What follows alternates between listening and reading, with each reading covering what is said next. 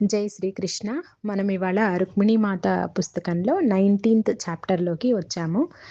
19th chapter పేరు అప్హెవెల్ in Indraprastha. అంటే ఒక హింసాత్మకమైన సంఘటన, ఒక దుర్ఘటన ఇంద్రప్రస్థలో జరిగింది అని. అది ఏంటి అన్నది మనం చూద్దాము. మనం ముందుగా చెప్పుకున్నట్టు ఇదంతా కూడా మహాభారత సంగ్రామానికి సంబంధించిన సంఘటనలు, వాటికి అప్పుడున్నటువంటి పరిస్థితులు వీళ్ళు మాట్లాడుకుంటూ ఉంటారు. ఇక్కడ మన కాశిని గాని, తర్వాత అభిషేక్ వీళ్ళంతా, ఈ ఫ్యామిలీ అంతా కూడా అక్కడ జరుగుతున్న పరిస్థితుల్ని మాట్లాడుతూనే వాళ్ళ లైఫ్‌లో వచ్చే ఛాలెంజెస్ గురించి మనం చూస్తామనమాట ఇందులో. లాస్ట్ మనం పాత అధ్యాయంలో మనం ఏం చెప్పుకున్నామో, అంజలి తనకి చెప్తుంది, సుజాతకి తన గత జన్మల గురించి చెప్తుంది. మేనకతో ఎందుకు అట్లా కోపంగా ఉంది, ఎందుకు యాక్సెప్ట్ చేయలేకపోతుందన్న విషయాలన్నీ కూడా మనకి అంజలి చెప్తుంది సుజాతకి. అప్పుడు సుజాతకి అర్థమవుతుంది తను ఎందుకు యాక్సెప్ట్ చేయలేకపోతోంది అంజలి, మన మేనకని అన్న విషయం. అయితే ఇక్కడ మనం గుర్తుపెట్టుకోవాల్సింది ఏంటంటే, ప్రతి సాధకుడికి కూడా కొన్ని కొన్ని ఎమోషన్స్ అట్లా సర్ఫేస్ మీదకి రావడము, లేకపోతే ఒక ఒక పరిస్థితి కానీ, ఒక సంఘటన కానీ మళ్ళా మళ్ళా రిపీట్ అవ్వడము, ఒక డిసీజ్ కానీ అట్లాంటివి, అంటే కర్మ అట్లా రిపీట్ అవుతూ ఉండడం అన్నది జరుగుతుంది.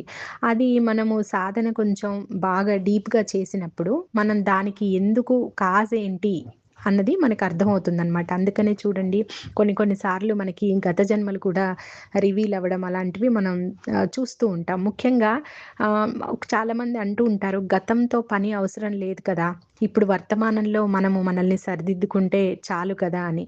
మనము ఒక్కొక్కసారి మనం ఎంత సరిదిద్దుకున్నా, మనం ఎన్ని మందులు వేసుకుంటున్నా, ఒక్కొక్కసారి అంతుపట్టని సమస్యలు ఉంటూ ఉంటాయి. పరిష్కారం అది కరెక్ట్‌గా దొరకదనమాట వాటికి. అలాంటి వాటివి అంటే గడ్డు సమస్యలు, మొండి సమస్యలు అంటాం గదా, ఎంతకీ పరిష్కారం అవ్వవు.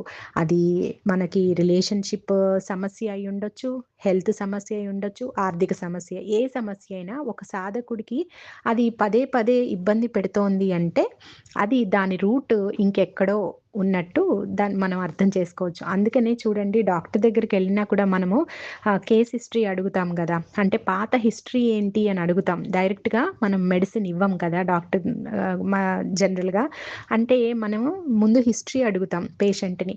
అలాగే ఒక సమస్య చాలా జటిలంగా ఉన్నప్పుడు మనము అంతరంలోకి వెళ్ళాలి. మనము ఇన్నర్ లోపలికి వెళ్ళి అది చూసినట్టయితే దాని యొక్క మూలము ఒక్కొక్కసారి మనకి చిక్కుతుందనమాట.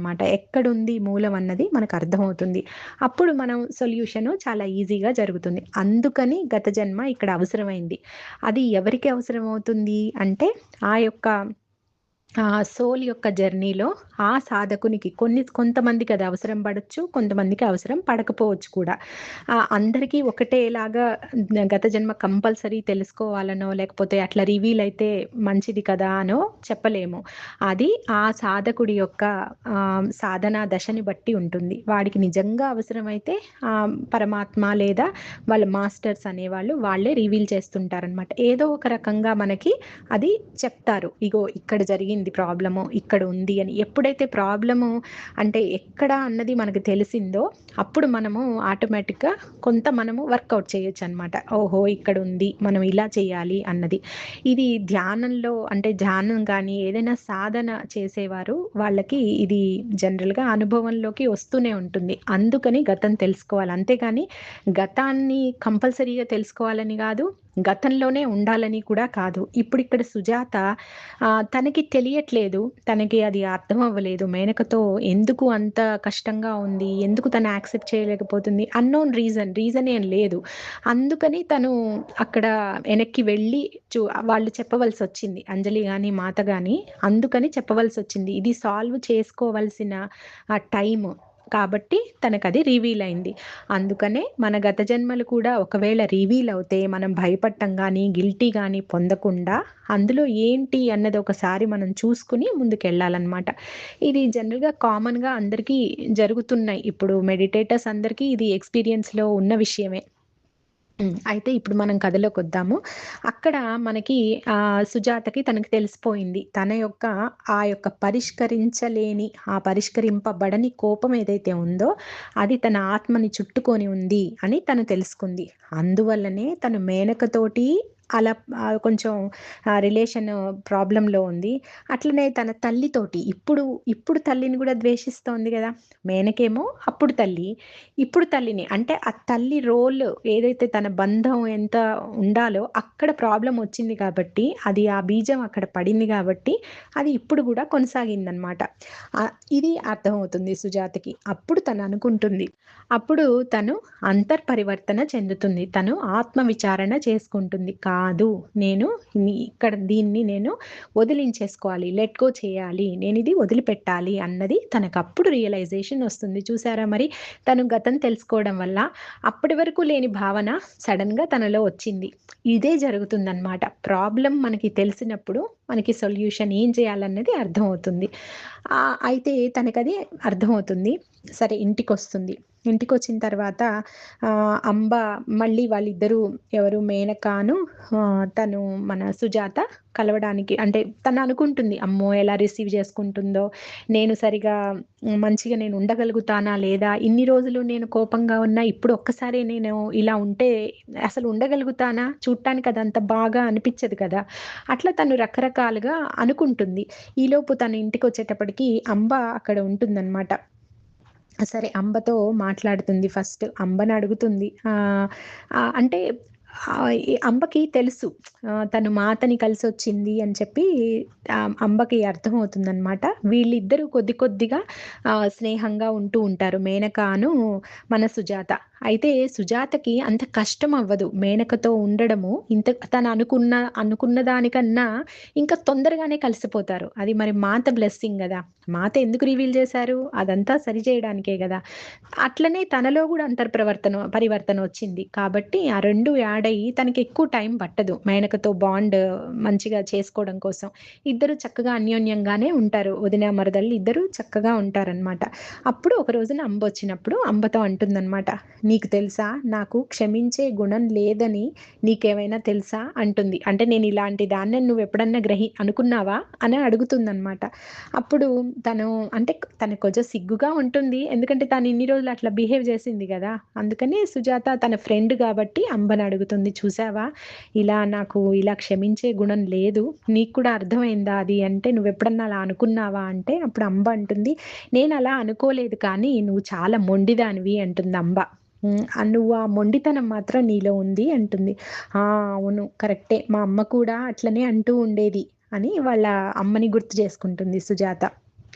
అప్పుడు అంబ అంటుంది, "నువ్వు నీలో ఉన్నటువంటి ఆ ఒంటరితనము, దానివల్ల వచ్చినటువంటి కోపము, ఆ గుణాలున్నాయి చూసావా?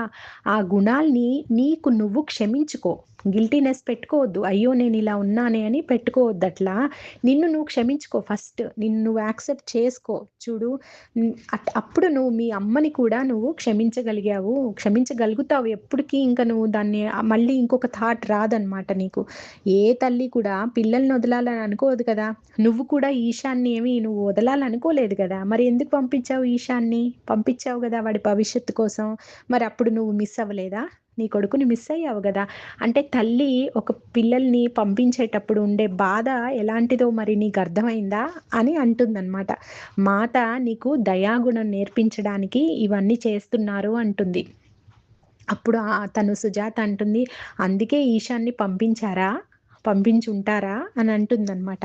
అంటే అట్లని కాదు. కానీ ఈ గుణాన్ని ఇట్లాంటి అంశము చేస్తేనే గదా! అంటే తన నుంచి ఆ బాబు వెళ్తేనే గానీ తనకర్థమవ్వదు వాళ్ళమ్మ ఎలా ఫీలయింది అన్న విషయం.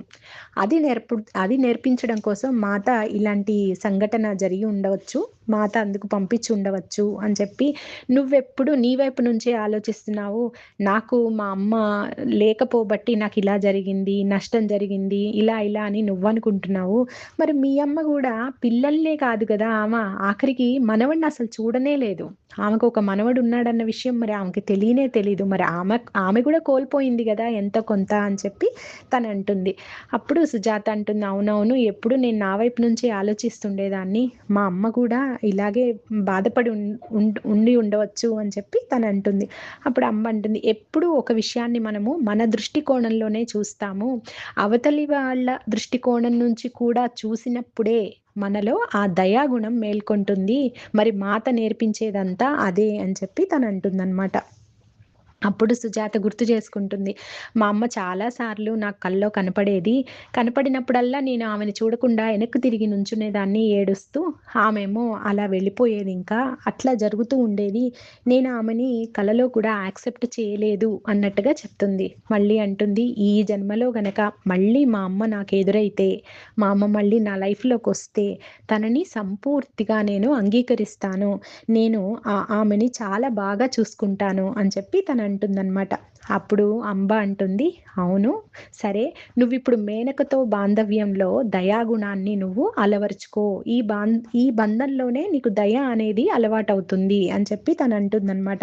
ఇంక తనకి చాలా సునాయాసంగా వాళ్ళిద్దరూ చక్కగా ఉంటూ ఉంటారు. అంబ ఇంక నెమ్మదిగా రావడం తగ్గిస్తుంది. తన పనులు తనకుంటాయి గదా! ఇప్పుడు మేనక, సుజాత చక్కగా ఉంటున్నారనమాట వాళ్ళిద్దరూ. అక్క, చెల్లెల్లాగా అట్లా. ఇప్పుడు తనకి తెలిసింది గదా! తన తల్లే అని జెప్పి. ఇంకా ఆటోమేటిక్‌గా ఆమెకి ఆ ప్రేమ వచ్చేసిందనమాట. అయితే ఇంతకు ముందులాగా అంబ వచ్చి మేనకతో మాట్లాడినప్పుడు తనకి ఏమి జెలసీ రావడం లేదు సుజాతకి. తననుకుంటుంది, ఒక తల్లి మేనక కదా! తల్లిని, బిడ్డని కలపడానికి నేనొక ఇన్‌స్ట్రుమెంట్ అయ్యాను. నేనొక సాధనం అయ్యాను అని చెప్పి చాలా కృతజ్ఞత తెలుపుకుంటుంది తనకి తాను. అలా తన సాధనమయ్యాను అని తృప్తి చెందుతుందనమాట. అలాగే అంబ వచ్చినప్పుడు ఒకసారి కాషినిని తీసుకొస్తుంది. కాషిని, మేనక మధ్య బాండ్ గూడా చాలా స్పెషల్ బాండ్ అనమాట. చాలా ప్రత్యేకంగా ఉంటారు వాళ్ళిద్దరూ. కాషిని మేనక ఎలా ఫీల్ అవుతుందంటే కాషిని వాళ్ళ తల్లిలాగా ఫీల్ అవుతూ ఉంటుంది. అంటే వాళ్ళిద్దరూ అంత బాగా ఉంటారనమాట. అప్పుడు కాషిని ఫస్ట్ టైమ్ వచ్చినప్పుడు అడుగుతుంది, "నేను ఈ కుటుంబంలోకి రావచ్చా?" అని చెప్పి. అడిగినప్పుడు మేనక అంటుంది, "అయ్యో! నువ్వుంటే ఇంకా మంచిది. ఇంకా చాలా ఉత్సాహంగా ఉంటాను నేను" అంటుంది. అప్పుడు కాషిని అలా చూస్తుంది మేనకకి.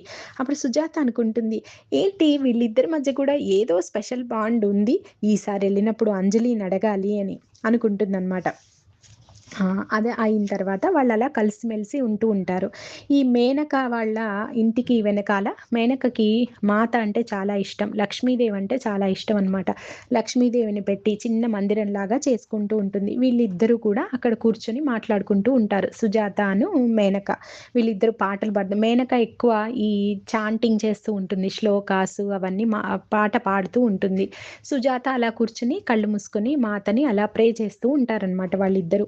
ఇంకా అక్కడ జరుగుతున్న పరిస్థితులు, రాజ్యంలో ఏం జరుగుతున్నాయో వాళ్ళు మాట్లాడుకుంటున్నారు. ఏం జరిగిందట?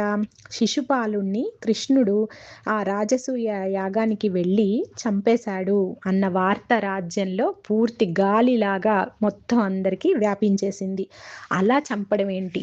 శ్రీకృష్ణుల వారు అంతమంది రాజులు మనకి తెలుసు కదా! శిశుపాలుడి వధ ఎలా జరిగింది అన్నది. ఆ ఘట్టం గురించి వీళ్ళందరూ చర్చ జరుగుతదనమాట మనకిక్కడ. వాళ్ళందరూ చెప్పుకుంటూ ఉంటారనమాట. అంబ, తర్వాత సుజాత, మన వీళ్ళు మేనక వీళ్ళందరూ. ఏంటి తెలుసా? ఇక్కడ మనకి ఇలా జరిగింది. శిశుపాలుడిని కృష్ణుడు వీళ్ళందరూ కలిసి ఆ యాగానికి వెళ్లారు. రాజసూయ యాగానికి. అక్కడ శిశుపాలుడిని అందరూ చూస్తుండగా శ్రీకృష్ణుల వారు వధించారు అని చెప్పి. అలాగే శిశుపాలుడు దుర్యోధనుడికి ఫ్రెండ్ అని చెప్పి దీనివల్ల చాలా గొడవలైపోతాయని రకరకాలుగా మాట్లాడుకుంటున్నారు అన్న వార్త అందరికీ చేరుతుంది ద్వారకలో. అందరూ కొంతమంది వ్యతిరేకిస్తుంటారు కృష్ణుడిని. అయ్యో! అలా ఎలా చంపేస్తాడు అని. కొంతమంది ఏం చేసినా మంచే చేస్తారు. ఎంతో కొంత ఏదో ఉద్దేశ్యం ఉంటుంది అని కొంతమంది అంటుంటారు. అలా రకరకాల ఊహాగానాలు జనాల్లో నడుస్తా ఉంటాయన్నమాట. అందరూ మాట్లాడుకుంటూ ఉంటారు. సరే, ఇది ఇలా జరుగుతూ ఉంటే అంబ వస్తుందన్నమాట. ఈ విషయంలోనే మాట్లాడుకుంటూ ఉంటారు అంబ వచ్చినప్పుడు. అంబ అంటుంది, ఏదో మరి ఇట్లా జరిగింది. అంబ వాళ్ళ భర్త కూడా నారాయణి ఆర్మీ ద్వారకలో ఉన్నటువంటి ఆ సైన్యంలో ఒక అతను కాబట్టి, ఒక మంచి వారియర్ యోధుడు కాబట్టి అతనికి తెలుసనమాట అక్కడ జరుగుతున్న పరిస్థితులు. అందుకని అంబ వచ్చి మాట్లాడుతుంది వీళ్ళతోటి. అదయిన తర్వాత వాళ్ళ సంభాషణ, ఈ శిశుపాలుడి వధ అయిన అది జరుగుతున్న టైంలోనే అంబ అంటుంది సుజాతతోటి, "సరే మనం కొద్దిసేపు ఈ విషయాలు పక్కకు బెట్టి మనము అడవిలోకెళ్దాము" అని చెప్పి, ఆ అడవిలోకి నిన్ను తీసుకెళ్తాను. నాకు బాగా ఇష్టమైన అడవి ఇక్కడుందని కాశినినియను, మేనకని ఇంట్లో ఉంచి అంబ, సుజాత అడవికెళ్తారనమాట. అక్కడ అడవికి ఎళ్ళినప్పుడు అహా! ఆ అడవిలో లోపలికి ప్రవేశిస్తూనే అంబ ఒక రకమైనటువంటి ఒక తేజస్సొచ్చేస్తుంది తనలో, ఉత్సాహం వచ్చేస్తుంది. తనకి ప్రతి చెట్టు తెలుసు, తనకి ప్రతి పుట్ట తెలుసు, అన్నీ తెలుసనమాట తనకి. ఎందుకంటే అన్ని సార్లొచ్చింది తను ఆ అడవికి. ముందు నుంచి అంబకి అడవులంటే ఇష్టమని చెప్పుకున్నాం గదా! గత జన్మ సంస్కారం మరి. అలా ఆ అడవులంటే అమ్మాయికిష్టం అనమాట. వచ్చి సుజాతతో చిన్న పిల్లలాగా అయిపోయి అంబ గెంతుతూ, గెంతుతూ చెట్లెక్కేస్తుంది. సుజాత చూసి ఆశ్చర్యపోతుంది. "ఇదేంటి అంబ, నువ్వు హుందాగా ఏదో ఒక మంచిగా ఇట్లా హోమ్లీగా ఇక్కడుంటావు. అలాంటిది నువ్వు ఈ చెట్లెక్కడం ఏంటి? ఈ గెంతటం ఏంటి?" అంటే, "నీకు ఎందుకు సుజాత, ఇది మన నేచర్. ఇది మన స్వభావం. మన స్వభావం హాయిగా మనం ఇక్కడ ఆహ్, ఎగ్జిబిట్ చేయొచ్చు. మనం వ్యక్తపరచొచ్చు. ఇప్పుడు నలుగురిలో ఉన్నప్పుడంటే మనం అలా ఉండాలి. కానీ చూడు ఈ అడవి తల్లి ఎంత చక్కగా జీవంతో ఉందో, నువ్వు వినాలనుకుంటే ఇక్కడ చెప్పే ఆ యొక్క పక్షుల మాటలు, ఈ వన్యప్రాణుల అరుపులు ఇవన్నీ చూడు ఎంత ఆహ్లాదంగా ఉన్నాయో" అంటూ చాలా చలాకీగా ముందుకు ముందే నడుస్తూ ఉంటుంది. ఆ అడవంతా చాలా దట్టంగా ఉంటుంది. బోలెడన్ని పక్షులు, అరుపులు, తర్వాత మన కుందేళ్ళు ఇలా ఒకటి కాదు రకరకాల జీవజాతులుంటాయి. చాలా జీవకళ చక్కగా అంటే ప్రాణంతో ఉన్న అడవి అన్నమాట అది. అలా ఉందట అది. మనము వినగలిగితే ప్రతి చెట్టు మనతో మాట్లాడే అంత ఎనర్జీ అక్కడ ఉంది అని చెప్పి మనకి రచయిత ఇందులో చెప్పారు. చాలా బాగా వర్ణించారు ఆ అడవిని. అయితే ఇక్కడ ఇలా జరుగుతూ ఉంటుంది. అంబ ఆ చెట్టు, ఈ చెట్టు ఎక్కుతూ ఉంటుంది. సుజాత ఏమో భయపడిపోతుంది. "ఆ చెట్టు మించి కింద పడతావో ఏమో, నువ్వట్లా ఎక్కొద్దు" అని చెప్పి. అంబ ఏమి వినే పరిస్థితిలో లేదు. తనకు ఆ ఆనందం లోపల నుంచి వస్తా ఉంటది ఆ అడవిని చూసి. అప్పుడు అంటుంది, "ఎటెళ్ళాలి మనము ఏంటి" అంటే, "ఈ అడవిలో ప్రతి దారి నాకు తెలుసు. నువ్వేమి కంగారు పడకు. నేను, కాశిని ఎన్నో సార్లొచ్చాము. ఇక్కడ ప్రతిదీ నాకు తెలుసు" అని చెప్పి తనే తీసుకెళ్తూ ఉంటుందనమాట. వీళ్ళిద్దరూ ఇలా వెళ్తూ ఉండగా సడెన్‌గా అక్కడికి ఒక నాగు పామొస్తుందనమాట. ఇక పాముని చూసి సుజాత చాలా భయపడిపోతుంది. అంబ పక్కనే ఉంటుందనమాట అది. అప్పుడు సుజాత ఫస్ట్ చూస్తుంది. చూసి "అంబ, అంబ పామొచ్చేసింది నీ పక్కకి. పద పద మనం ఇంటికెళ్ళిపోదాం. ఇంకొద్దిక్కడ అమ్మో పాములున్నాయి. మనకొద్దు ఎళ్ళిపోదాం, ఎళ్ళిపోదాం" అని చెప్పి అంటుందనమాట. అప్పుడు అంబ అంటుంది, "అలా నువ్వేం భయపడకు. దాన్ని ఏం చేయనంత వరకు నిన్ను అది ఏమీ చేయదు. నువ్వు ముందు కర్ర పట్టేసుకుంటుంది సుజాత కొట్టడానికి. నువ్వు కర్ర ముందు కింద పెట్టేసేయి ఏమవ్వదు" అని చెప్పి అంబ అంటుంది. అంటే, "అదేంటి నీకు భయం లేదా పాములంటే? నువ్వేంటి అంత కూల్‌గా చెప్తున్నావు" అన్నట్టుగా సుజాత అంటుంది. అప్పుడు అంబ అంటుంది, "నాకు వాటికి ఒక బంధం ఉందిలే" అంటుంది. మరి ఉంది కదా! గత జన్మ బంధం. అలా నాకు వాటికి ఒక బంధం ఉందిలే. ఇవన్నీ సాధారణ పాములు. అసలు అసలు నాగజాతి వేరే ఉంది. వాటి యొక్క ఛాయ మాత్రమే ఇవి. అట్లా అన్నమాట. అలా వీటికి కొంత మెమరీ ఉంది. అందుకనే వచ్చాయి నా దగ్గరికి. వీటికి కొంత జ్ఞాపక శక్తి కొద్దిగా ఉంది ఇంకా. అసలైన నాగజాతి ఇంకొకటుంది అని చెప్తుంది అంబ. చెప్పి, "నీకేం భయం లేదు. నేను దాంతో చెప్తాను" అని చెప్పి ఆ పాము దగ్గరికెళ్ళి చెప్తుంది. "నా ఫ్రెండ్ ఇక్కడుంది. తను భయపడుతోంది. నువ్వు వెళ్ళిపో" అని. వెంటనే పాము ఇద్దరిని చూసి వెనక్కి తిరిగి వెళ్ళిపోతుంది. చూసి ఆశ్చర్యపోతుంది సుజాత. ఇంకా భయపడుతూ ఉంటుంది. ఎక్కడి నుంచి ఏ పామొస్తుందా అని జెప్పి. అంటే అప్పుడు అంబ అంటుంది, "లేదులే నువ్వంత భయపడకు. ఇంకేం రావు నీ దగ్గరికి" అని. సరే మనం వెళ్ళిపోదాము అంటే, వాళ్ళు కొద్దిగా చీకటి పడుతూ ఉంటుంది. వెళ్ళిపోదాం అనుకునేటప్పటికి ఎప్పుడూ లేనిది అంబకు అన్ని దారులు తెలిసినా తను దారి తప్పుతుంది. ఎక్కడో ఏదో చిన్న టర్న్ తీసుకోవాల్సింది తను తీసుకోదనమాట. దాంతోటి అంబ అంటుంది, "నేను ఇన్ని సంవత్సరాల్లో ఎప్పుడూ దారి తప్పలేదు. ఇది ఏదో ఒక ప్రయోజనం కోసం, ఏదో ఒక ఉద్దేశ్యం కోసం మనం ఇలా దారి తప్పుంటాము" అని చెప్పి వాళ్ళు నడుస్తూ ఉంటారు. ఈలోపు ఎక్కడినుంచో వాళ్ళకి అంజలి వాయిస్ వినపడుతుంది. ఇదేంటి అంజలి ఇక్కడికి ఎందుకొచ్చింది? అడవిలో ఎందుకొచ్చింది అనుకోని నెమ్మదిగా చెట్ల చాటు నుంచి ఇలా తొంగి చూస్తారనమాట. చూసినప్పుడు అంజలి ఇంకా చాలామంది యోగిని మాతలు, ఋషి పత్నులు, తర్వాత చాలామంది ఇట్లాంటి వాళ్ళందరూ కూడా ఒక సమావేశం జరుగుతోంది. రహస్య సమావేశం. అప్పుడు సుజాతను తను అంబ అనుకుంటారు. "ఎళ్ళిపోదాము" అని సుజాత అంటుంది. "లేదు లేదు మనమేమి వెళ్ళక్కర్లేదు. మనం ఇలా ఉందాం. ఎవరిని డిస్టర్బ్ చేయొద్దు. మనం కనపడొద్దు" అని వాళ్ళు ఆ చెట్ల చాటు నుంచి జరుగుతున్న దాన్ని వాళ్ళు చూస్తూ ఉంటారనమాట. ఆ రహస్య సమావేశాన్ని. అక్కడ అంజలి కూర్చొని చెప్తూ ఉంటుంది. అక్కడ సాధు ఈ సాధన చేసే గొప్ప గొప్ప వాళ్ళనమాట. మహితాత్మలు వాళ్ళందరూ కూర్చొని చాలా క్వెషన్స్, డౌట్స్ అడుగుతూ ఉంటారు. అప్పుడు జరుగుతున్న సంఘటనల మీద. ఏం జరిగింది? శిశుపాల వధ జరిగింది గదా! ఆ శిశుపాలుడి వధ గురించి వాళ్ళు అడుగుతారనమాట. ఇలా ఎందుకు చేశారు శ్రీకృష్ణుల వారు? అందరి ముందు ఇలా వధించడం అన్నది తప్పు కదా! మరి ఎందుకు చేశారని ఒకరంటారు.